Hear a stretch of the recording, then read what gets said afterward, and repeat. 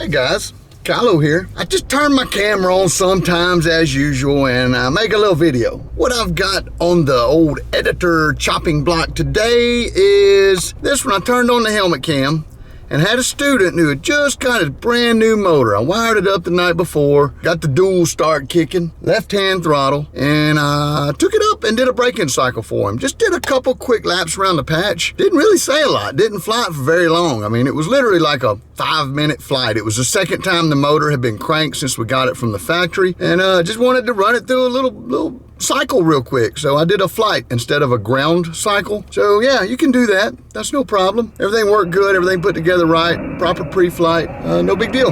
So this is the video about that.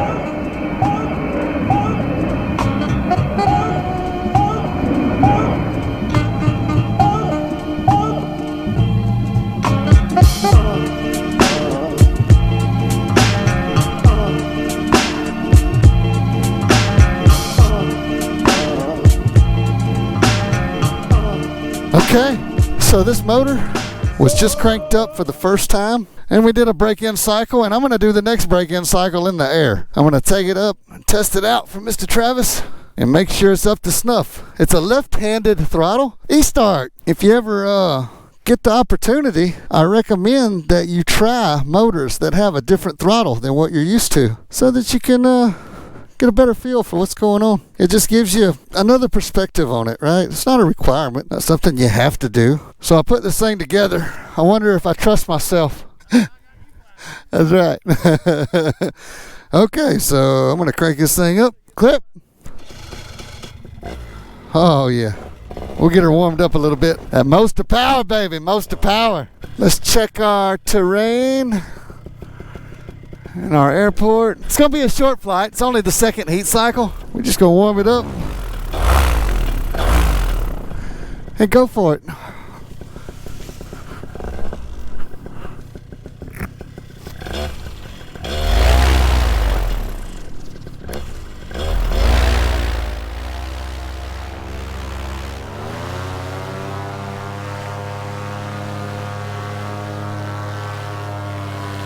So I thought this was a wonderful time to interject a little blurb about breaking in the motor. Now, I don't do it exactly how it says it in the manual. They have to put something in the manual for people that don't know, so there's that. Well, hello there. Excuse me, I'm making a video. I just do this whenever I can, however I can. As a machinist, as someone who's built motors and used machine parts and knows a little physics and chemistry, the idea of a motor break-in is to generate some heat and a little friction amongst the parts that are moving inside the motor. Those surfaces when they're new, and this is something that's a little, back in the day when they used to machine motor parts, they were really rough. They weren't honed, they were just machined surfaces usually. They weren't as precise as they are with modern construction. When you're talking about that, you want those surfaces to rub against each other. You want to build a little heat. You want to knock off those microscopic little machine burrs that are on the metal. And that is the point of a break-in. And it was so important back in the day, especially when things were not held to as high of a tolerance as they are in modern times. So break-in may even be a thing of the past, yet the manufacturers recommend it. I still do it. Anybody who does motor anything probably still does it. Now there's a couple of schools of thoughts on break-in. Some guys fly it like you stole it. Don't worry about it, it'll run forever. I've done that in the past with my own personal units and they're probably right. It worked just fine. I've also done it exactly like was recommended in the manual. Does that as well. But I sort of settled on somewhere in between. You know, I run the thing for 5-6 cycles for 5-10 minutes, you know, let it build up some heat, run through the RPM range. You don't want to pin it for a long time. You don't want it idling for a long time. You want to run it up, run it down, run it up, run it down. Thank you. So that's what you're gonna see in this video, is just me running it up and down. And that's kind of what I'm doing. I'm not really saying much. I'm gonna show you some of it. I'm not gonna make you watch the whole thing, but that's the gist of it. That's where we're at with breaking in motors. You do that 5-6 times, put a couple hours on it.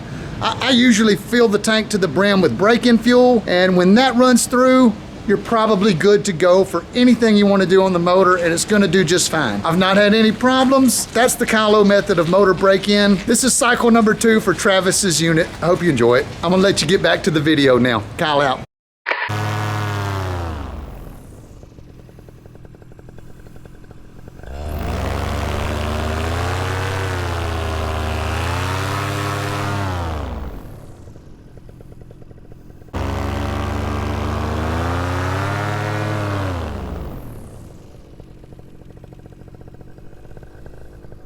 Yeah, it's flying good. The wing, the motor. I want to adjust my hang points back just a notch.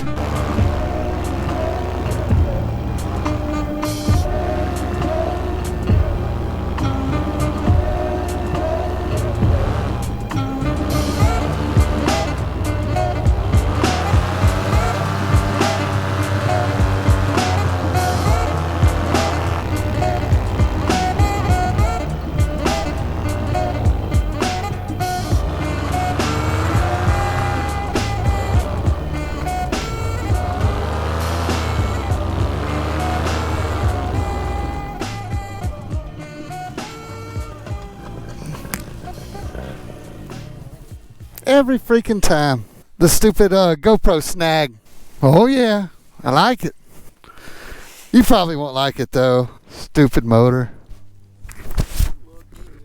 Break-in cycle number 1 completed. Well, Gizmo hopes you enjoyed the video. I hope you enjoyed it too. I know it was short, there wasn't much to it, but since y'all asked me, I don't throw away anything anymore. I'll edit it, chop it up, put it out there for you guys to enjoy. And for the guys that are enjoying and liking and subscribing and all that stuff, hey, got another bit of love for you. Kyle out.